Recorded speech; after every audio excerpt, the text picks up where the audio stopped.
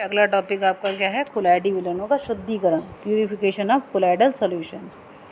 तो जब कोलाइडी विलयन बनाया जाता है तो उसमें बहुत जो है विद्युत अपद्रव्य के रूप में मौजूद रहते हैं बहुत मात्रा में, जो उसे क्या करते हैं, अस्थायी कर देते हैं। अतः कोलाइडी विलयन के शोधन के लिए निम्न विधियों का उपयोग किया जाता है जिससे कि ये शुद्ध अवस्था में प्राप्त हो जाए। पहला देखिए अपोहन, जिसे हम कहते हैं डायलिसिस। दूसरा क्या है, विद्युत अपोहन, इलेक्ट्रोडायलिसिस। और तीसरा क्या है, अल्ट्राफिल्ट्रेशन या अति सूक्ष्म निस्पंदन। ठीक है, तो पहला देखिए डायलिसिस किसे कहते हैं। डायलिसिस का जो प्रोसेस है वो इस तथ्य पर आधारित होता है कि जो पार्चमेंट पेपर होता है या सेलोफेन झिल्ली होती है, सेलोफेन झिल्ली जो होती है उसमें से कोलाइडी कण जो है वो पास नहीं हो पाते हैं, लेकिन विद्युत अपघट्य के जो आयन्स होते हैं वो इसमें से निकल जाते हैं। तो हम क्या करते हैं, जो कोलाइडी विलयन होता है उसे एक सेलोफेन जो थैली है उसमें लेकर स्वच्छ जल के पात्र में लटका देते हैं। ठीक है, लटकाकर हम क्या करते हैं, इसे छोड़ देते हैं। तो इसमें से क्या होता है, जो भी इम्प्योरिटीज़ होती हैं वो धीरे धीरे बाहर निकलने लगती हैं। जो आपका पार्चमेंट पेपर है या सेलोफेन झिल्ली है उसमें से जो अशुद्धियाँ हैं वो धीरे धीरे बाहर की ओर निकलने लगती हैं या विषित होने लगती हैं, और जो आपकी थैली के अंदर जो पदार्थ है वो कोलाइडी विलयन रह जाता है। तो कुछ समय पश्चात आपको शुद्ध अवस्था में कोलाइडी विलयन प्राप्त हो जाता है। तो विसरण के द्वारा जो कोलाइडी कणों को अपद्रव्य से उपयुक्त झिल्ली की सहायता से अलग करने की विधि होती है, उसी को हम क्या कहते हैं, अपोहन कहते हैं, जैसा कि इस चित्र में दिखाया हुआ है। डायलिसिस थैली है, इसके अंदर हमने कोलाइडी सॉल्यूशन भरा हुआ है और एक बीकर में जल भरा हुआ है ना। एक नली से आप देख रहे हैं कि जल इसमें भेजा जा रहा है, जल भरा हुआ है। कुछ समय पश्चात क्या होता है, सारे जो भी अपद्रव्य होते हैं वो सब निकलकर जल में आ जाते हैं और कोलाइडी विलयन थैली के अंदर शुद्ध अवस्था में आपको प्राप्त हो जाता है। इसके पश्चात देखिए दूसरा क्या है, विद्युत अपोहन, जिसे हम क्या कहते हैं, इलेक्ट्रोडायलिसिस कहते हैं। इसमें केवल क्या होता है कि इस विधि में आप जो है विद्युत का प्रयोग करते हैं। ठीक है, इससे क्या होता है, विद्युत के प्रयोग से कि जो अपोहन की दर होती है उसमें वृद्धि हो जाती है। तो इसमें क्या होता है, जब इलेक्ट्रोडों में आप विद्युत धारा प्रवाहित करते हैं तो अपद्रव्य के आयन जो होते हैं, जो आपकी इम्प्योरिटीज़ हैं, उनमें जो आयन्स होते हैं विपरीत आवेश वाले इलेक्ट्रोड की ओर तेज़ी से गति करके बाहर की ओर निकलने लगते हैं। ठीक है, जैसे पॉजिटिव चार्ज जो इम्प्योरिटी है वो नेगेटिव चार्ज इलेक्ट्रोड की ओर है, जो नेगेटिव चार्ज इम्प्योरिटी है वो पॉजिटिव चार्ज इलेक्ट्रोड की ओर क्या होती है, बड़ी तेज़ी से गति करती है, विस्तृत होने लगती है, किसमें से, थैली के अंदर से। तो विद्युत प्रवाह की उपस्थिति में जो आप अपोहन की क्रिया करते हैं ये क्या कहलाती है, विद्युत अपोहन या इलेक्ट्रोडायलिसिस कहलाती है। इसका जो सबसे महत्वपूर्ण जो उपयोग होता है वो कृत्रिम वृक्क मशीनों में रुधिर के शोधन हेतु किया जाता है। तो अपोहन झिल्ली में से आयन आदि छोटे कण निकल जाते हैं। जो आपकी अपोहन झिल्ली होती है उसमें से छोटे कण जितने भी हैं इम्प्योरिटीज़ के वो निकल जाते हैं, लेकिन जो हीमोग्लोबिन है और कोलाइडी अमाप के जो कण होते हैं वो झिल्ली में से नहीं निकल पाते हैं। तो यही डायलिसिस की क्रियाविधि होती है। इसके अतिरिक्त अल्ट्राफिल्ट्रेशन क्या होता है। अल्ट्राफिल्ट्रेशन में देखिए आपके ये वह प्रक्रम होता है जिसमें विशेष रूप से निर्मित निस्पंदक के द्वारा एक फिल्ट्रेट के द्वारा एक फिल्ट्रेशन पेपर मतलब निस्पंदक के द्वारा जो है जो कि कोलाइडी कणों के अतिरिक्त अन्य सभी पदार्थों के लिए क्या होता है, पारगम्य होता है। केवल कोलाइडी कण ही इसके अंदर रह सकते हैं, बाकी अन्य जितने भी पदार्थ हैं वो इसमें से बाहर निकल जाते हैं। तो इसे क्या कहते हैं, एक मतलब अल्ट्रा फिल्ट्रेट कहते हैं। अल्ट्रा फिल्ट्रेशन मेथड इसीलिए है क्योंकि ये एक विशेष रूप से बना हुआ निस्पंदक है। तो इसमें से क्या होता है, सभी पदार्थ जो भी कोलाइडी कणों को छोड़कर सारे पदार्थ क्या हो जाते हैं, बाहर पारगम्य होते हैं चूँकि, तो वो बाहर निकल जाते हैं। चूँकि ये जो झिल्ली है आपकी अन्य सभी पदार्थों के लिए पारगम्य है, केवल कोलाइडी कणों को छोड़कर। तो क्या होता है, जितने भी विलयशील जो भी घुलनशील विलेय है या विलायक पदार्थ हैं वो सभी झिल्ली में से बाहर निकल जाते हैं, और जो कोलाइडी विलयन होता है वो झिल्ली के अंदर रह जाता है। तो इस मेथड को हम क्या कहते हैं, अल्ट्रा फिल्ट्रेशन मेथड कहते हैं। इसके अतिरिक्त देखिए आपका अगला जो टॉपिक है वो क्या है, कोलाइडी विलयनों के गुण। तो कोलाइडी विलयनों के प्रमुख गुण क्या होते हैं। पहला, ये क्या होता है, विषमांग लक्षण वाला होता है। कोलाइडी विलयन क्या होता है, एक विषमांगी निकाय होता है। विषमांग लक्षण वाला होता है। इसमें कौन कौन सी 2 प्रावस्थाएं होती हैं। एक कौन सी होती है, परिक्षिप्त प्रावस्था होती है, दूसरी कौन सी होती है, परिक्षेपण माध्यम होती है ना। तो ये किन किन प्रावस्थाओं से मिलकर बनता है, डिस्पर्स फेज और डिस्पर्शन मीडियम, परिक्षिप्त प्रावस्था और परिक्षेपण माध्यम से मिलकर बना होता है। परिक्षिप्त प्रावस्था के कण कोलाइडी साइज के और परिक्षेपण माध्यम के कण आणविक साइज के होते हैं। जैसे कि गोल्ड के कोलाइडी विलयन में गोल्ड के कण परिक्षिप्त प्रावस्था बनाते हैं और जल के कण जो होते हैं वो परिक्षेपण माध्यम को बनाते हैं। इसके अतिरिक्त देखिए दूसरा गुण क्या है, ब्राउनी गति।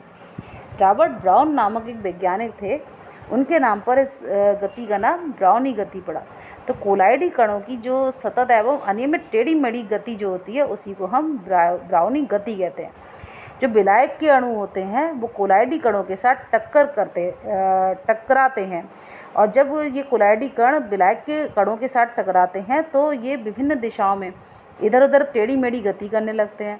तो विभिन्न दिशाओं में जो बल लगता है वो असमान लगता है। जो आपका कोलाइडी कण है उन पर जो विलायक के कण हैं, विलायक के अणुओं से कुछ असमान बल लगते हैं। तो असमान बलों के लगने के कारण क्या होता है, जो कणों की गति है वो टेढ़ी मेढ़ी हो जाती है, जिगजैग मोशन टाइप हो जाती है। तो ये क्या कहलाती है, रॉबर्ट ब्राउन के नाम के आधार पर इस गति को हम क्या कहते हैं, ब्राउनी गति कहते हैं। ठीक है, क्योंकि ये टेढ़ी मेढ़ी अनियमित गति होती है। अब देखिए टिंडल प्रभाव क्या होता है, बहुत इंपॉर्टेंट प्रभाव है। 1869 में टिंडल नामक वैज्ञानिक ने ये प्रभाव जो है प्रेक्षित किया था। इसमें क्या होता है, यदि कोलाइडी विलयन में प्रकाश की एक तीव्र किरण पुंज हम प्रवेश कराएं तो क्या होगा, प्रकाश का पथ आपको दिखाई देने लगेगा, प्रतीप्त हो जाएगा। ठीक है, मतलब कोलाइडी विलयन के अंदर जो है हम प्रकाश की एक तीव्र किरण पुंज यदि प्रवेश कराएं तो आपको प्रकाश का पथ जो है वो उस विलयन के अंदर दिखाई देगा। इसी घटना को हम क्या कहते हैं, टिंडल इफेक्ट कहते हैं। यह घटना कोलाइडी कणों के द्वारा प्रकाश के प्रकीर्णन के कारण होती है। कोलाइडी कण जो है वो आपको पता है इनका जो साइज़ है वो आपके डिस्पर्शन मीडियम के कणों के साइज़ से जो है ज़्यादा होता है। तो ये कण जो है वो आपके प्रकाश की जो क्या नाम कण हैं उनको क्या करते हैं, प्रकीर्णित करते हैं, फैलाते हैं। ठीक है, तो ये जो घटना होती है क्यों होती है, कोलाइडी कणों द्वारा प्रकाश के कणों के प्रकीर्णन के कारण होती है। तो जब सूर्य की किरणें किसी छिद्र से अंधेरे कमरे में प्रवेश करती हैं तब भी आपने ये प्रभाव देखा होगा। बहुत चमकीला जो है प्रकाश लगता है, आपको अंदर आता हुआ दिखाई देता है और उसमें जिगजैग मोशन में ब्राउनी गति करते हुए कुछ कण भी दिखाई देते हैं। यही कण जो है वो क्या करते हैं, प्रकाश की किरण को और अधिक चमकीलापन प्रदान करते हैं और उस प्रकाश की किरण का मार्ग जो है वो दृष्टिगोचर होता है हमारे सामने। ये जैसे कि आप देख रहे हैं कि हवा के जो धूल के कणों द्वारा प्रकाश का प्रकीर्णन होता है वो भी क्या है, टिंडल इफेक्ट का ये एग्जाम्पल है। जैसा कि आप इस डायग्राम में देख रहे हैं, जो आपका प्रकाश स्रोत है एक वास्तविक विलयन से जा रहा है। तो देखिए वास्तविक विलयन है और एक कोलाइडी विलयन है। टिंडल इफेक्ट में देखिए आप कोलाइडी विलयन में इसका पथ जो है वो आपको दृष्टिगोचर हो रहा है, दिखाई दे रहा है। इसके अतिरिक्त देखिए अगला गुण क्या है, वैद्युत गुणधर्म। जो कोलाइडी कण होते हैं वो विद्युत आवेशित होते हैं। कैसे होते हैं, विद्युत आवेशित होते हैं। सभी कणों में जो भी कोलाइडी सॉल्यूशन होते हैं उनके सभी कोलाइडी कणों में या तो धनावेश होता है सारे कोलाइडी कणों में, या फिर एक समान ऋणावेश होता है।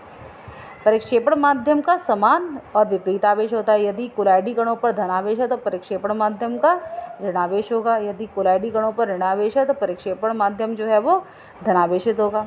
अतः कोलाइडी कण कोलाइडी कण जो होते हैं चूँकि उन पर समान आवेश होता है, एक दूसरे का प्रतिकर्षण करते हैं, एक दूसरे से दूर भागते हैं, इसलिए वो एकत्रित होकर नीचे नहीं बैठते हैं। जैसे कि आर्सेनियम सल्फाइड विलय, स्वर्ण विलय, रजत विलय है आदि में ऋण आवेशित कोलाइडी कण होते हैं। जबकि फेरिक ऑक्साइड, फेरिक हाइड्रोक्साइड है, एल्यूमिनियम हाइड्रोक्साइड है, इन सभी में धनावेशित कोलाइडी कण होते हैं। कोलाइडी कणों में आवेशित होने के अनेक कारण होते हैं। पहला देखिए, कोलाइडी कणों द्वारा धनायनों या ऋणायनों का अधिशोषण। ठीक है, मतलब कोलाइडी कण या धनायन का अधिशोषण करेंगे तो धनायन दिखाई देगा, उन पर मतलब धनात्मक आवेश दिखाई देगा। ऋणायनों का अधिशोषण करेंगे तो ऋणात्मक आवेश दिखाई देगा। दूसरा देखिए, मिसाइल आवेशित होते हैं, मिसाइल जो है उन पर आवेश होता है। तीसरा, कोलाइडों के बनने के समय मुख्यतः ब्रेडे गार्ग विधि में कोलाइड कण इलेक्ट्रॉनों को ग्रहण करते हैं और ये आवेशित हो जाते हैं। तो कोलॉइड कणों पर आवेश की उपस्थिति को वैद्युत कण संचलन के द्वारा आप बहुत आसानी से समझ सकते हैं। कोलॉइड कणों पर आवेश की उपस्थिति आप वैद्युत कण संचलन प्रक्रम को देखेंगे तो उसमें आपको समझ में आएगा।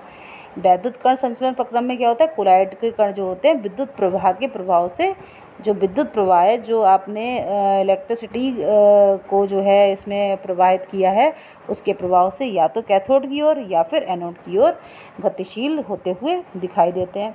वैद्युत कण संचलन का मतलब क्या है, वैद्युत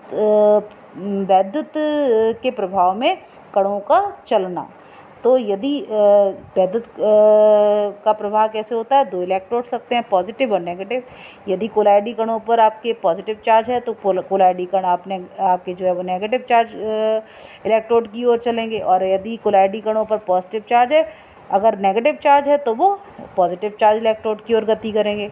तो ये क्या कहलाता है, एक वैद्युत कण संचलन प्रक्रम कहलाता है। इसके अतिरिक्त ये अब आपको कोलॉइडी विलयनों के गुण धर्म जो है वो समझ में आ गए होंगे।